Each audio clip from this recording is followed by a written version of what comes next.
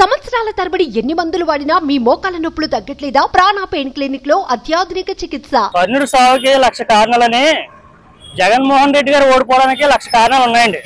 అందులో first point ఏంటంటే ఇసుక పాలసీ తీసుకొస్తానని చెప్పి భవన నిర్మాణ కార్మికులందరినీ రోడ్డును పడేశారండి. First point. అందులో 1,00,000 పాయింట్ చెప్తాను, 1,00,000 లాస్ట్ ఏంటంటే ల్యాండ్ టైటిలింగ్ యాక్ట్ తెచ్చి ఓట్లన్నీ పోగొట్టుకున్నారండి జగన్మోహన్ రెడ్డి. అలాగే పోలవరం అవ్వలేదండి, మనకి కార్మికులు రోడ్లు పడిపోరండి, మేస్టర్లు ఉద్యోగస్తులు అందరూ రోడ్లు పడిపోరండి. ఎవరికి కూడా న్యాయం జరుగుతలేదండి. ధరలు విపరీతంగా పెరిగిపోయినాయండి అన్నీ ఎక్కడ చూసినాని. అయితే ఓడిపోవడానికి కారణాలు ఒకటని కాదండి, 1,00,000 కారణాలు ఉన్నాయండి. అందులో మెయిన్ రోడ్లు ఒకటి కూడా బాగాలేదండి. మొత్తం రోడ్లు అన్నీ చాలా అధ్వానంగా ఉన్నాయండి. ఇంకా చెప్పుకోవడానికి చాలా ఉన్నాయండి. అయితే జగన్మోహన్ రెడ్డి గారి పరిపాలన అసలు ఏం బాగాలేదండి. బటన్ నొక్కేసి డబ్బులు ఇచ్చేస్తున్నా అనుకుంటున్నారు కానీ దీనివల్ల ఎవరికి ఉపయోగం లేదండి. అయితే అందువల్ల ఓడిపోరండి. జగన్ గారు ఓడిపోవడానికి కారణం ఏంటంటే పరిపాలనలో అందరికీ బట్టలు నొక్కి డబ్బులు వేయడం తప్పించి రాష్ట్ర అభివృద్ధి కోసం ఏమీ ఆలోచించలేదండి. పోలవరం ప్రాజెక్టు కానీ, అమరావతి కానీ, ఇప్పుడు కొత్త ప్రాజెక్టులు కానీ, కొత్త కంపెనీలు తీసుకురాకపోవడం కానీ ఇటువంటి అభివృద్ధి పనులు ఏం చేయలేదు. ఓన్లీ డబ్బులు వేసి జనాలకి బట్టలు నొక్కి తప్పించి వేరే అభివృద్ధి వర్క్ ఏం చేయలేదు. రోడ్లు వేయడం కానీ ఇటువంటి ఏం చేయలేదు. దానివల్ల జగన్ గారికి ఓట్ బ్యాంకింగ్ తగ్గిపోయింది. ఆయన ఎటువంటి ఆయన బాగా చేస్తారని, రాజశేఖర్ గారు చేయలేని అన్ని చేస్తారని ఆయన కొడుకుగా ఇలా నెగ్గించుకున్నామండి ముందుసారి. అందులో ఒక 50% కూడా జగన్ గారు చేయలేదండి. దానివల్ల ఇప్పుడు ఓడిపోవాల్సి వచ్చిందండి జగన్ గారు. వైఫల్యం ఏంటంటే డబ్బులు చెల్లితే నాకు ఓట్లు పడిపోతాయి అనుకున్నాడు ఆయన. కానీ చాలా దుర్మార్గమైనటువంటి అహం, అంత అహం ఉండకూడదు ఎవరికి కూడా. ప్రజలకి జగన్మోహన్ రెడ్డి గారికి మధ్య ఒక ఇనపగంచెలు ఏర్పడ్డాయి. ఆయన పాదయాత్ర చేసినప్పుడు ఏ రకంగా అయితే నెత్తి మీద చెయ్యట్టి నుదుటి ముద్దు పెట్టుకుని అన్ని అక్క చెల్లెళ్ళు మీరు అందరూ అని చెప్పి అన్నాడు. అలాగే ఉంటుంది పాలన అనుకున్నారు ప్రజలు.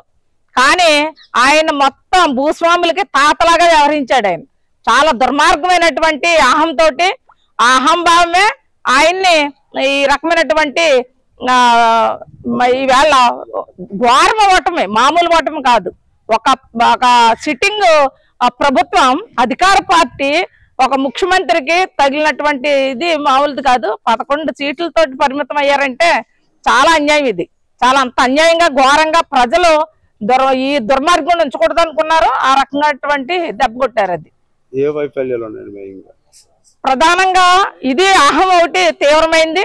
మరొకటి ఏంటంటే సజ్జల రామకృష్ణారెడ్డి గారు సకల శాఖ మంత్రి ఈ సకల శాఖ మంత్రి అయినటువంటి సజ్జల రామకృష్ణారెడ్డి గారి సలహాలు. మరొకటి ప్రవీణ్ ప్రకాష్ గారు, ఆయన బ్యూరోక్రసీ అంతా కూడా కార్మికులు ఉద్యోగుల మీద ఆయన ఉసుకొల్పి అసలు ఉద్యోగులు ఎవరు ఆయన డ్యూటీలు చేయనివ్వలేదు. అంత దుర్మార్గంగా ప్రవీణ్ ప్రకాష్ ఆయన వ్యవహరించాడు. అలాగే మరొకటి ఏంటి, అసలు కార్మికులు ఒక ధర్నా చేస్తే ఉద్యోగులు ఉపాధ్యాయులు వాళ్ళ సమస్యల మీద ఆందోళన పోరాటాలు చేస్తుంటే వాళ్ళు అణిచేయాలని చెప్పి ప్రయత్నం చేశాడు తప్ప వాళ్ళ బాధ ఏంటి, వాళ్ళ కష్టం ఏంటి, వాళ్ళ సమస్య ఏంటి అది వినాలి అనే ఆలోచన జగన్మోహన్ రెడ్డి గారికి లేదు. అంగన్వాడీలు 42 రోజులు సమ్మె చేస్తే మహిళలు 1,05,000 మంది కనీసం ఒక్కరోజు 1 గంట కూడా ఆయనకి తీరిక లేదు మాట్లాడడానికి. అదొకటే కాదు, ఉపాధ్యాయులు సమ్మె చేస్తే ఫిబ్రవరి 2022 వాళ్ళు బిఆర్టీఎస్ రోడ్లో మొత్తం స్తంభించారు, లక్షల మంది వెళ్ళి. కానీ ఆ తర్వాత ఏం చేశాడైనా కక్ష కట్టి పోలీసుల్ని స్కూల్ దగ్గర నిలబెట్టాడు. అలాంటప్పుడు ఒక విద్యార్థి ఒక ఉపాధ్యాయుడి పట్ల ఏ రకంగా ఉంటాడో, ఒక విద్యార్థి భయంకరంగా ఉంటాడు. నా ఉపాధ్యాయుడు దొంగ లేకపోతే గోండా ఏంటని అనుకుంటాడు. ఆ రకంగా వివరించాడు ఉద్యోగుల్ని. పిఆర్సీ 11వ పిఆర్సీ ఎంత దుర్మార్గంగా, ఆ పిఆర్సీ చాలా దెబ్బ కొట్టింది, ఉద్యోగులు చాలా నష్టపోయారు. అందరూ అన్నారు పోలీసులు చేసే పనికి ఉపయోగించలేదు, ఆయన కాపలాగానే ఉపయోగించుకున్నాడు. ఎవరు ఆందోళన చేస్తున్నారు, ఎవరు నిరసన తెలియజేస్తున్నారు, ఎవరు పోరాటాలు చేస్తున్నారు వాళ్ళందరినీ అణిచేసే పనిలో పోలీసులు పెట్టుకున్నాడు తప్ప పోలీసు డిపార్ట్మెంట్ ని ఆ పని చేయనివ్వలేదు. మరొకటి ఏంటి, ఉపాధి కల్పన ఎక్కడుంది? ఒక సచివాలయ ఉద్యోగులు తప్ప అసలు నేను జాబ్ క్యాలెండర్ ఇస్తాను ప్రతి ఏడాది వేల లక్షల ఉద్యోగాలు ఇస్తానన్నవాడు ఏం చేశాడు? ఉద్యోగాలు ఎవరికి ఇచ్చాడు? ఉద్యోగాలు ఇవ్వలేదు ఎవరికైనా, ఒక సచివాలయ ఉద్యోగులు తప్ప. మరొకటి, సచివాలయ వ్యవస్థ వచ్చిన తర్వాత వాలంటీర్లు తీసుకొచ్చిన తర్వాత ఆ గ్రామ సర్పంచ్ విలువ లేకుండా పోయింది. సర్పంచ్ దగ్గరికి ఎవరు వెళ్ళలేదు, వాలంటీర్ దగ్గరికి వెళ్ళారు ప్రజలు. కాబట్టి ఆ రకంగా వాళ్ళకి విలువ గౌరవం లేకుండా పోయింది. తర్వాత రోడ్లు ఎంత అధ్వానంగా ఉన్నాయండి రోడ్లు. ఎవరైనా ఎలక్షన్ ముందు రోడ్లు వేస్తారు, ఆ రోడ్డు చూసైనా ఓటేస్తారేమని. కానీ నేను బట్టలు నొక్కాను 2,70,000 కోట్ల రూపాయలు నేను పనిచేశాను ప్రజలకి, నేను బట్టలు నొక్కాను, నాకు ఓట్లు పడిపోతాయి అనుకున్నాడు తప్ప మౌలిక వసతులు కల్పించాలి అన్న ఆలోచన ఆయనకి లేదు. అలాగే ప్రాజెక్టులు, నీటిపారుదల ప్రాజెక్టులు ఎక్కడ నిర్మించాడైనా, ఎక్కడ కేటాయించాడైనా, ఏం చేశాడండి ఆయన? అలాగే నాకు పూర్తి మెజార్టీ ఉంటే పార్లమెంట్ లో నేను ప్రత్యేక హోదా తీసుకొస్తానన్నాడు. కానీ ప్రత్యేక హోదా ఏది? ఉపాధికి ఉద్యోగాలు ఏవి? మన రైల్వే జోన్ ఏది? కోస్టల్ కారిడార్ ఏది? మనకేమొచ్చాయి పరిశ్రమలు? అలాగే విభజన హామీలు ఏమొచ్చినాయి? ఏమీ తీసుకురాలేదు. ఆయన మీద ఉన్నటువంటి కేసులను మాఫీ చేసుకోవడానికే పార్లమెంట్ చుట్టూ నరేంద్ర మోడీ చుట్టూ తిరిగాడు తప్ప ఈ రాష్ట్రాన్ని బాగు చేయించాలి అన్న ఆలోచన మాత్రం లేదు. పైగా 3 రాజధానులా? ఒక రాజధాని అన్నా కట్టాడా? 3 రాజధానులు పేరెట్టి ఒక రాజధాని లేదు. ఎవరేస్తారండి ఓట్లు? ఎందుకు వేయాలండి? ప్రజలందరూ గమనించారు. ఒక నియంత, ఇటువంటి నియంతను ఇంటికి పంపించాలనుకున్నారు. మరొకటి, వైసీపీ మీరు టీడీపీ అధికారంలో ఉండగా మీకు ఉద్యోగాలు వచ్చాయి కాబట్టి మీరు ఇప్పుడు ఉద్యోగాల్లో ఉండకూడదు అని చెప్పి అంగన్వాడీల ఉద్యోగాలను తొలగించారు, ఆశాలను తొలగించారు, విఆర్ఓలను తొలగించారు, వివోఏలను తొలగించారు, ఎవరో డ్వాక్రా యానిమేటర్లని చాలా మంది చేశారు.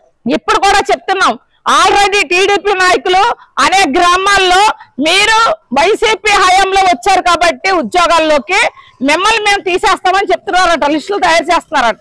ఇదే పరిస్థితి వస్తే మళ్ళీ తిరగబడుతుంది.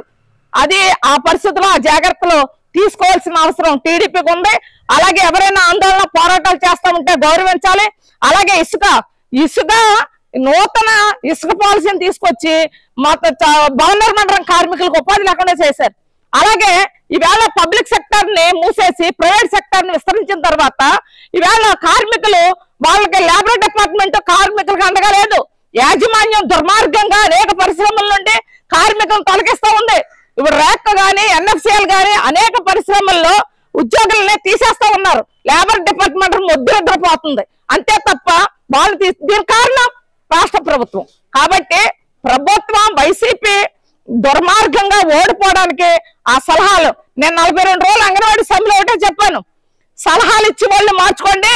సజ్జల రామకృష్ణారెడ్డి గారు మీకు సలహాలు అలాంటి సలహాలు ఇస్తున్నాడు, ముఖ్యమంత్రి గారు మా అంగన్వాడీ ఆయమ్మని పెట్టుకుంటే మీకు మంచి సలహాలు ఇస్తారని చెప్పాను నేను. కాబట్టి సలహాలు ఇచ్చేవాళ్ళు సరైన వాళ్ళు అయి ఉండాలి, నడిపించేవాడు ఎలాగున్నా. ఇవన్నీ కూడా పెద్ద దెబ్బ వైసీపీకి కొట్టినాయి. ఆయన ఉమ్మడి రాష్ట్రంలో వైఎస్ రాజశేఖర రెడ్డి గారు ప్రతి వారం పబ్లిక్ ని పిలిచి ఆయన స్పందన కార్యక్రమం లాంటిది పెట్టి వాళ్ళ సమస్యలు వినేవారు. కానీ అటువంటి పరిస్థితి లేదు. ఎప్పుడు కూడా ఒక ముఖ్యమంత్రికి ఒక వినతిపత్రం తీసుకున్నాడా? ఎందుకు ఇవన్నీ గమనించిన ప్రజలు సరైన దెబ్బ కొట్టారు. ఎవరికైనా సరే ఇది వర్తింతది.